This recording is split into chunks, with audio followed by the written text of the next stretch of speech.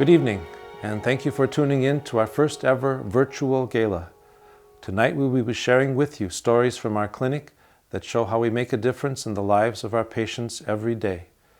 We will be sharing testimony with you from 4 different people, and in the end, as always, we will be asking you to support us financially. We appreciate your generosity this year as we have in the years past. Thank you so very, very much. Because 9.5 years ago, we had no place. We had no funds. We had no medicine. We had 1 doctor, 1 nurse, a phlebotomist, and 30 people from different walks of life, different faiths, all members of the community of Southern Walworth County. And we sat around a table and we asked, what can we do to respond to the healthcare needs of our community? And we said, well, with no place, no money, no medicine, 1 doctor and 1 nurse, great time to start. But was only possible with your generosity and help through the years.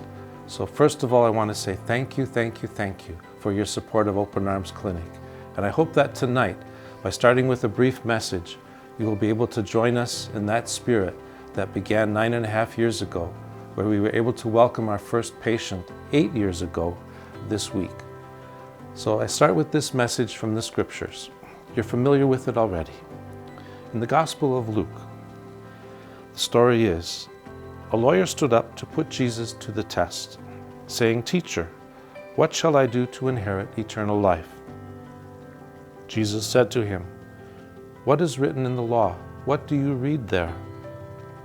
He answered, "You shall love the Lord your God with all your heart and with all your soul, and with all your strength and with all your mind, and your neighbor as yourself."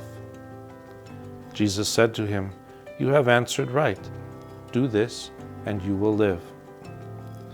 But the person desiring to justify himself said to Jesus, "And who is my neighbor?" Jesus replied, "A man was going down from Jerusalem to Jericho, and he fell among robbers, who stripped him and beat him, and departed, leaving him half dead. Now by chance a priest was going down that road, and when he saw him, he passed by on the other side. So likewise a Levite, when he came to the place and saw him, passed by on the other side. But a Samaritan, as he journeyed, came to where he was, and when he saw him, he had compassion, and went to him and bound up his wounds, pouring on oil and wine. Then he set him on his own beast and brought him to an inn, and took care of him.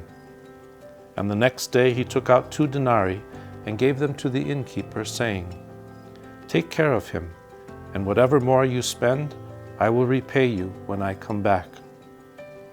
Now, which of these 3 do you think proved neighbor to the one who fell among the robbers?"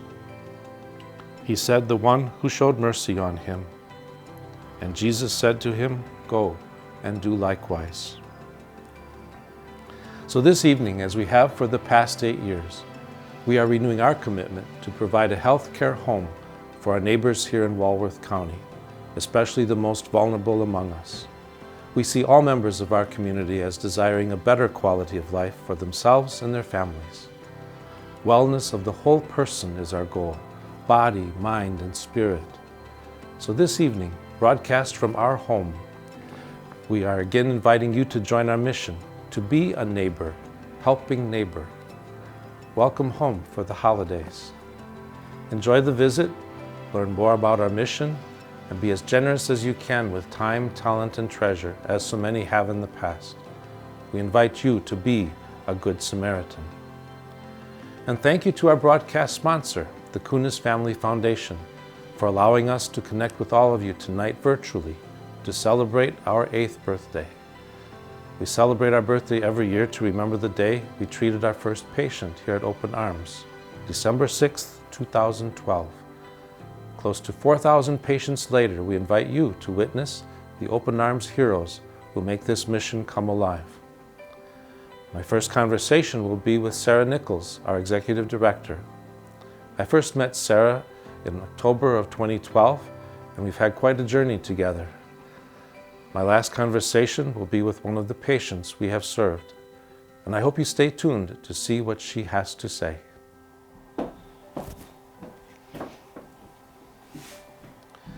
Sarah, welcome. Hi, Father Dan.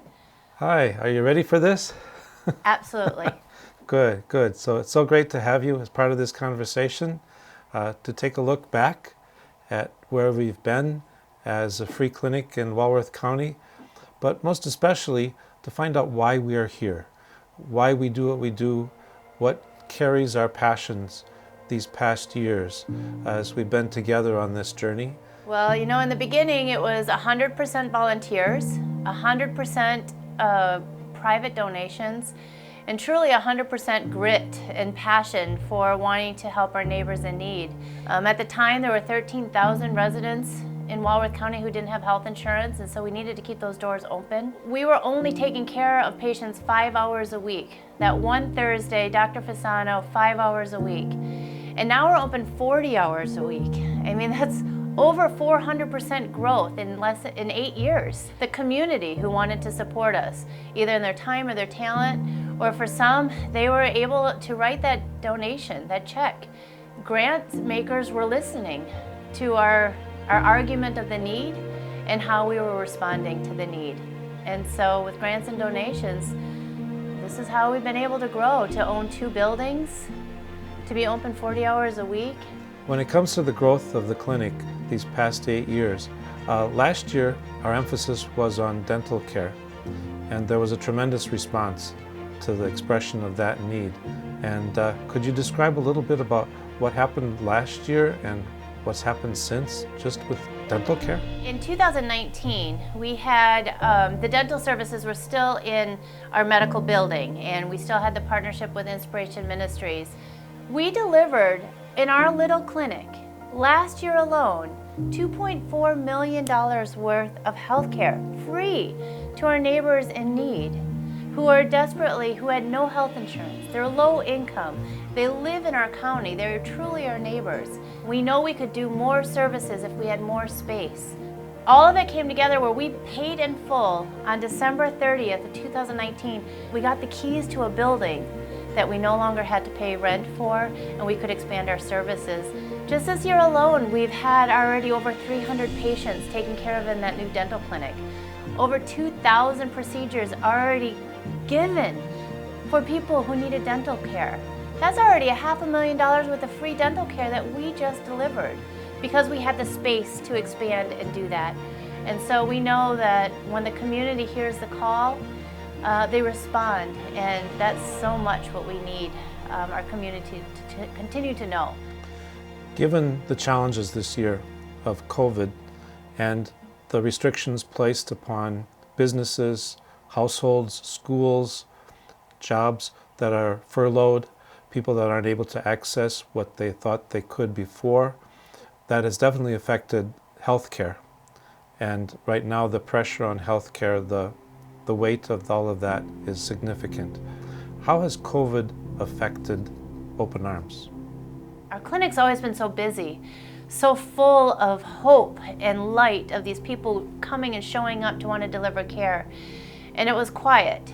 We stopped face-to-face patient appointments at mid-March like the rest of the country did. We regrouped. Our medical director, Bob Fasano, said, well, let's sit down and figure this out. Our dental director, Dr. Bob Dillman, said, well, I will still be able to do emergency dental work and help you out. We have paid staff, and they showed up. We were awarded a grant to have teledentistry, telemedicine, so we had new devices. We upgraded our Wi-Fi so patients could still get care. And our medical appointments continued. Our counseling appointments continued.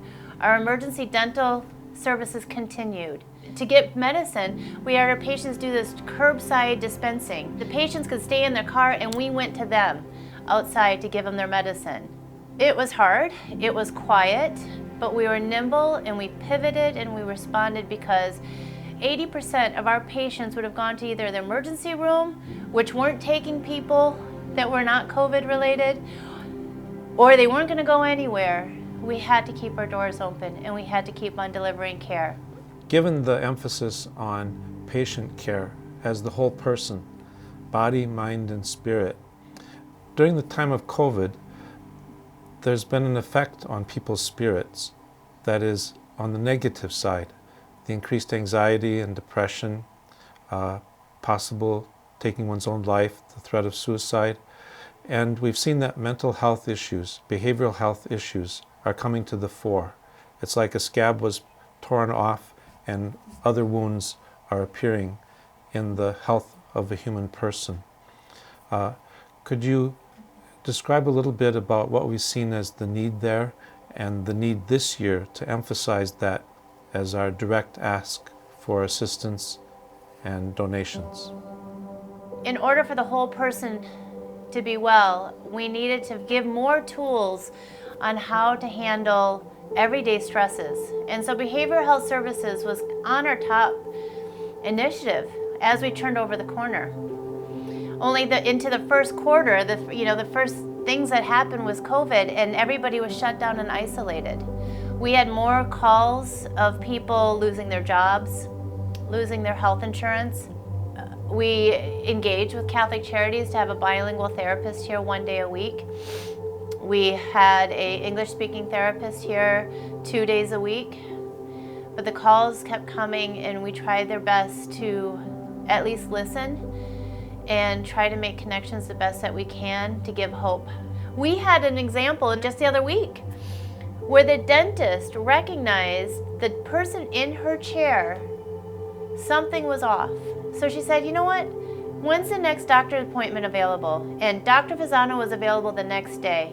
He had her in the office, he did the exam, he's like, yeah, her high blood pressure is there, but there's something off, he says. I said, I've got a therapist in the next room, let her do an assessment. Just like going in for a wellness assessment. So much was happening in this young person's life that we immediately needed to get law enforcement involved and support services for a safe housing and much more therapy. And this woman just came back just this other week, and she's in a safe home. She's getting her services from that safe home and the other wraparound programs in our community that we've been able to engage. If we didn't have all three working together in our home, that would have never happened.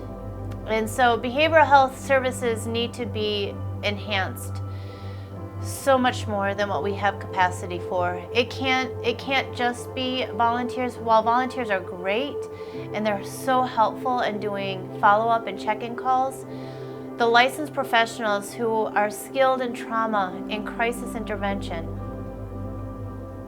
are needed to be in our house, because it's through the grants and through the donations that we can have a higher professional with stability, with consistency, and to integrate with our medical model, to integrate with our dental model.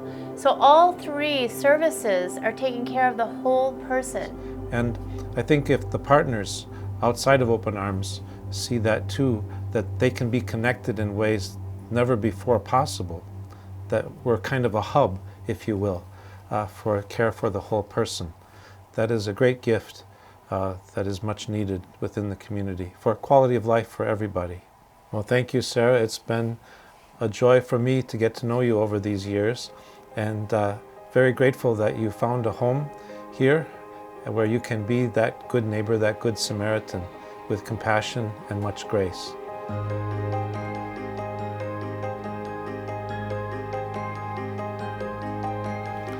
As you have seen and heard, Sarah definitely is the fearless leader of our clinic, but we have so many talented volunteers and staff. This evening, we are going to speak with 3 more people who illustrate all of the good happening at Open Arms. I'm especially excited to speak with one of our patients, Alicia, who will share her story after we speak to 2 of our volunteers. I remind you that you can support our mission by donating your time, talent, and treasure to Open Arms. If you would like to donate time or talent, please start your journey by filling out a volunteer interest form. Whether you are a medical professional, a bilingual person, or just someone that can listen to your neighbors, we need many people to make our mission a success. You can start your volunteer journey by calling the clinic at 262-379-1401. That's 262-379-1401, or emailing at info@openarmsfreeclinic.org. That's info at openarmsfreeclinic.org. If you would like to donate to support the clinic monetarily, you can help right now this evening by donating online at openarmsfreeclinic.org and touch the Donate Now button in the header, or consider bidding on some of our lovely auction items by visiting online at oafc2020.ggo.bid. A lot to remember. That, once again, is oafc2020.ggo.bid. And now, I'm going to speak with Donna Neshik. Donna has been a volunteer since the early days in our original clinic building across the highway. Now she is a board member of the clinic and will be helping us to understand how she became involved with Open Arms and why she thinks it's important to continue our mission here. Donna, welcome, welcome. How are you? I'm good. Thanks for joining in our conversation this evening. What do you believe is the main reason or reasons for us to need to have a place like Open Arms Free Clinic here in Walworth County? I think that the right of health care is for everybody, and those that don't have health care, it's an unfortunate. And when I saw what you and Open Arms was offering, it was just it's something that we need. And I look at it as a field of dreams. You know, you build it and they will come. I don't think anybody realized what was going to happen when the clinic opened, and I watched the progression. And watching a room full of people waiting hours in order to register, in order to get a bit of health care, take care of either a mother, themselves, someone in their family they love. Just watching that really impacted me that Open Arms is a valuable, valuable asset to our community. What would you like to say to people within the community, those who have supported Open Arms over the years? How has that been a help to you in your work as a volunteer here as a nurse? I'm always amazed at the generosity, not only by the volunteers that work here, but also the people in the community that have rallied around to support Open Arms. I have seen such generosity from the smallest few dollars to large donors. I was here the other night and I went out to give someone his medication, and the gentleman handed me a $20 bill. He said, "I've been saving all month to give this donation to you." This gentleman gave pride and worked all month long to be able to scrounge up $20 to give to us. So it goes from A to Z in this county, and it's not only just the people that have, but those that don't have that want to give. I've seen that a lot myself, those who come back later and say, "I'd like to pay it forward." Exactly. Over the years of the clinic, you've been mainly on the side of the primary care help. This year, our emphasis is on boosting up our ability to provide behavioral health care, counseling services. How have you seen that need grow these past few years, especially with COVID? I look at health as holistic. You cannot disconnect your mental health from your physical health. COVID is going to be a huge, huge impact on people's mental health as they struggle through this crisis. Then the clinic is front and center again, providing a need for the community, as they did when they decided to last year work on the dental. The fact that they foresaw, even before COVID, the need for behavioral health is astounding. It's very forward-thinking, and it is essential in our community. How can people help the mission of Open Arms? There is a greater need, and it is going to only increase with COVID, for people that are going to need health care as they lose their jobs, as parents are trying to take care of their children, and the need is greater than we have ever seen, and it is only going to get greater. So if one can give in a financial way, it is the time, as you had said earlier, to pay it forward, because $1 is going to go so far in the need of this community, and we all are in this together.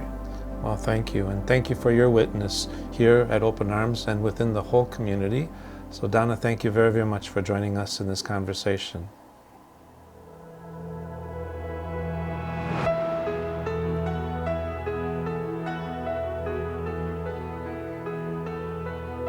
In our past 8 years, Open Arms has had close to 1,000 volunteers like Donna, who have helped the clinic function every day.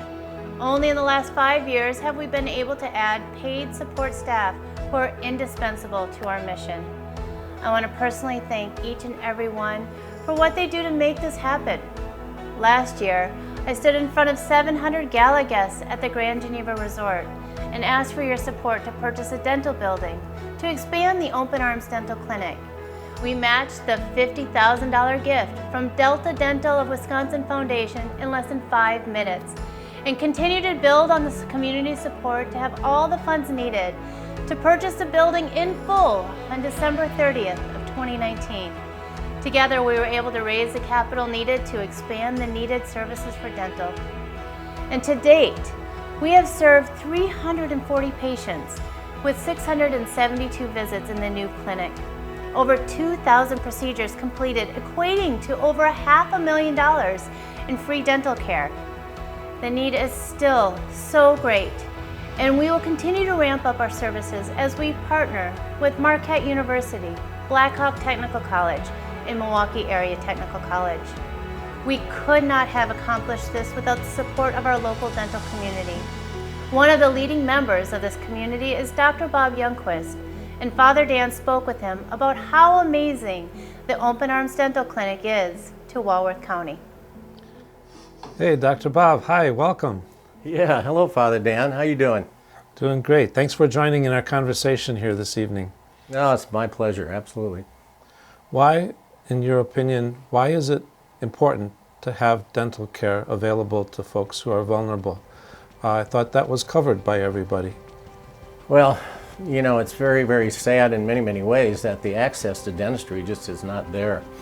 There's some statistics that really talk about 50% of the population really don't even see a dentist. Now, a lot of that has to do with fear of going to a dentist.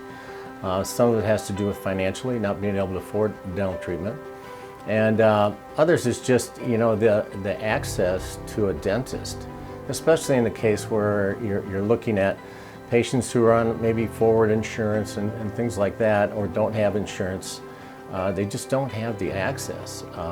And here you got the Open Arms Free Clinic that said, you know, those people really need care, and it's important for us to find a way to provide it. So it's quite a thing to be able to have that for this county.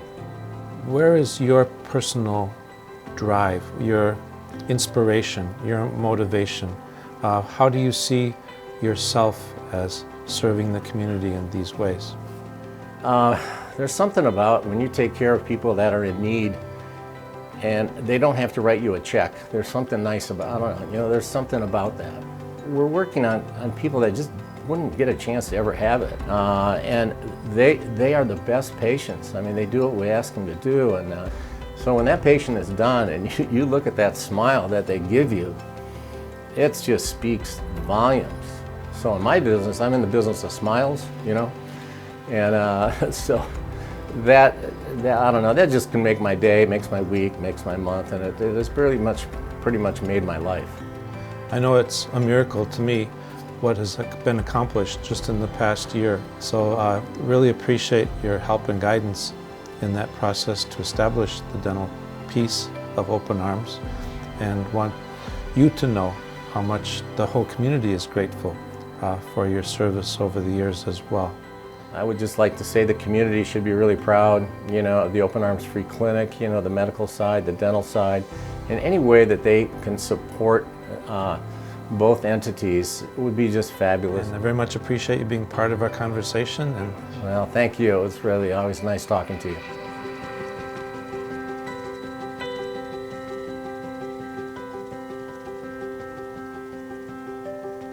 we are very grateful to be able to bring dental care to our community. I would like to thank Dr. Youngquist and the entire staff at the dental clinic. It's an amazing accomplishment, one of the miracles of Open Arms over the years, and we will continue to expand services with the help of our partners. As I promised earlier, our next and last conversation will be with Alicia. We met Alicia in early 2020 when she came to Open Arms seeking counseling services.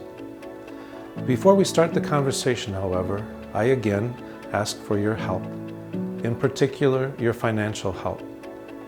Last year, we raised $250,000 at the Gala event, and although circumstances are different this year, we still have high goals. Behavioral health needs have been compounded with COVID. Increased fears, anxieties, isolation, depression, and for many the death of family members and co-workers. All have challenged us and challenged us all.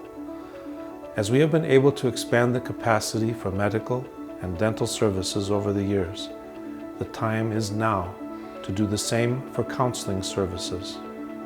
Our annual appeal tonight is needed to keep our current operations running and then to expand our behavioral health care. You will see from Alicia's testimony how mental health care can be a transformative force in the lives of many of our neighbors.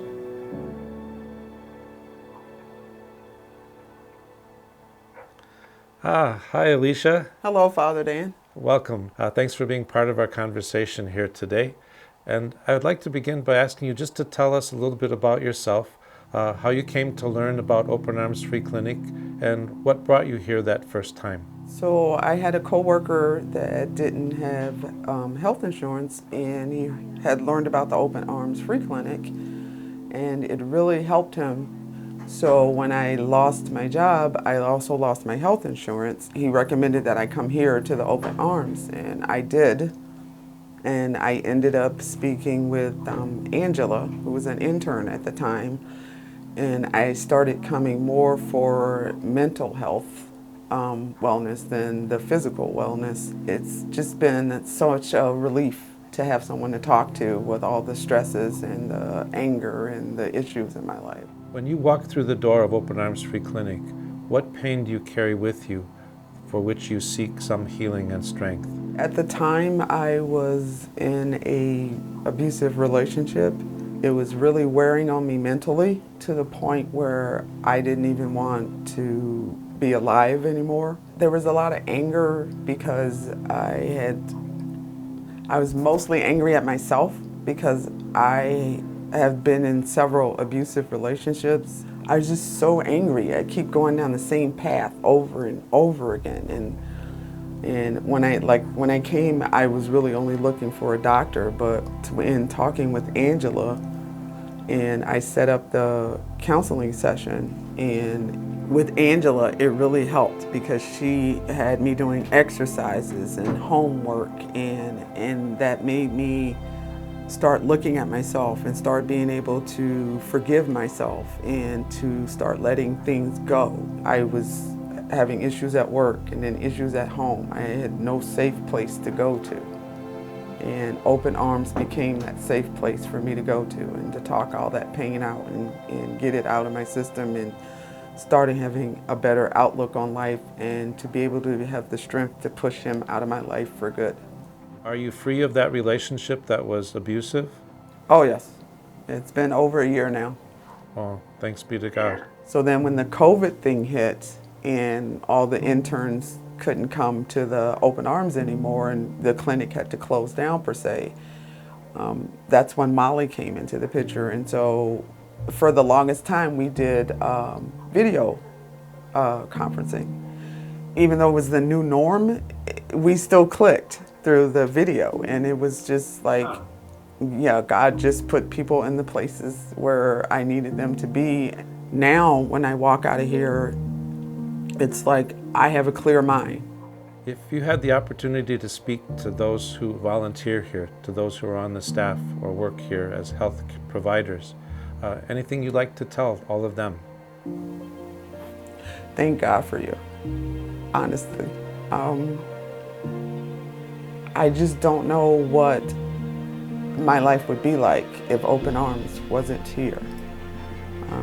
You guys are just amazing.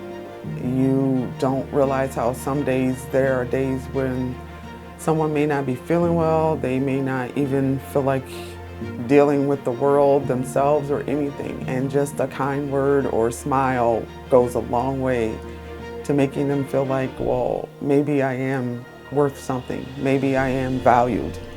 maybe there is something good in this world.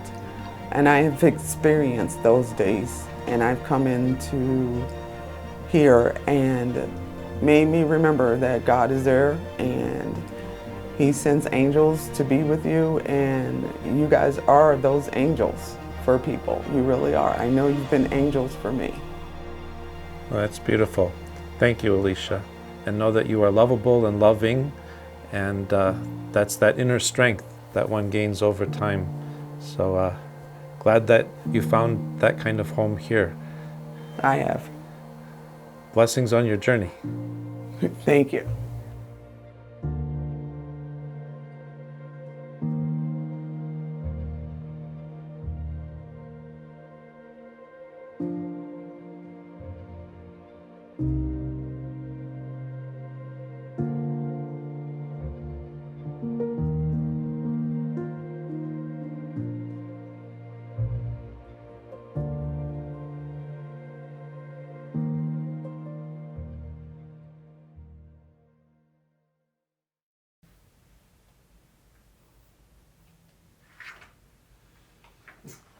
Father Dan, thank you so much for sharing our stories. Thank you, Donna, Dr. Bob, and Alicia, for sharing your stories. You're very welcome. I'm ready to go on to the next part tonight. You know, we've been waiting so long for this gala, all year, preparing for it. Appreciate all the workers who have helped, the volunteers and the staff. I think it's time, Sarah, that we get on to the excitement of the evening. Well, we couldn't be there if we didn't have Fontana Jewelers helping us so graciously for selling $2,000 worth of raffle tickets. Generally, we're selling these boxes at the clinic or at the actual event, but tonight we have this amazing tantalum with meteorite inlay that you picked out, and Fontana Jewelers so graciously donated. Out of this world. Out of this world, we had 41 men's tickets sold. That's So all. I'm going to pour them in here, shake them up, hand it across to see what 6 number. feet distance. Yes, I can reach. I will look this Pull way. out a ticket. Okay. Is Who this do one? we have? Oh, I'm supposed to read it? Well, sure. Father. Okay, well, I think it would be appropriate to put this away, Okay. throw it away, All right. pick out a different name. All right. That sounds good. Thank you for buying a ticket, though. That was very kind of you. Father. Well, you did buy half the tickets. I bought a few of the tickets, yes. Okay, we'll try one more. And then if not, we'll figure out some other way. James Nancy Voss, Oh, fantastic! Oh, they're Arlington friends. Heights, Illinois. Oh, that's wonderful. Well, Okay. Mr. and Mrs. Voss, Congratulations. we'll It's have out of this world. out of this world. But that ring will need to get sized to you, so we'll work with you on getting the information. Thank Okay. you so much for your Thank you very much. generosity. All right, well now our women's tickets. Oh, we had 149 tickets sold. This is amazing because truly, when you see this almost $2,000 worth of diamond necklace, I kind of hope I win, but I know that wouldn't be fair either. So let me shake it up. And Okay, here we go. ready? I think this is one. Oh, I'm not great with Jared Hocker. Jared Harker! OMG! Great friends of the clinic, and that Jared. means one of my family will have a beautiful necklace. Congratulations. Congratulations! Again, you have to play to win. So thank you everybody who bought a ticket. These donations go a long, long way. And again, I can't thank Fontana Jeweler enough for being such a gracious partner in this whole event.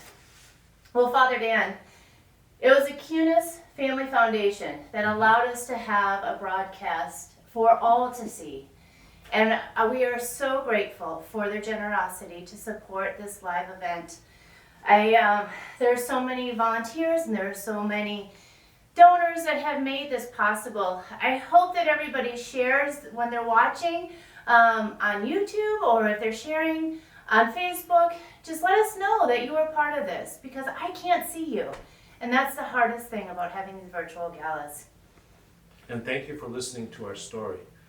On a usual gala night, we don't have the opportunity to say so much about why we exist, the volunteers and staff that work here, and our motivation to being neighbor to neighbor in Walworth County. So thank you for listening in and hearing this story this year in much more detail. It helps us to gain partners, and we appreciate your support through these years of Open Arms Free Clinic. Thank you very much. And just for this video hopefully will be able to be shared after this event. So please pass it to your friends. If they were not able to watch live tonight, give them the opportunity and open the door to our home of Open Arms Free Clinic. Thank you so, so much. And if you'd still like to help, there are still opportunities.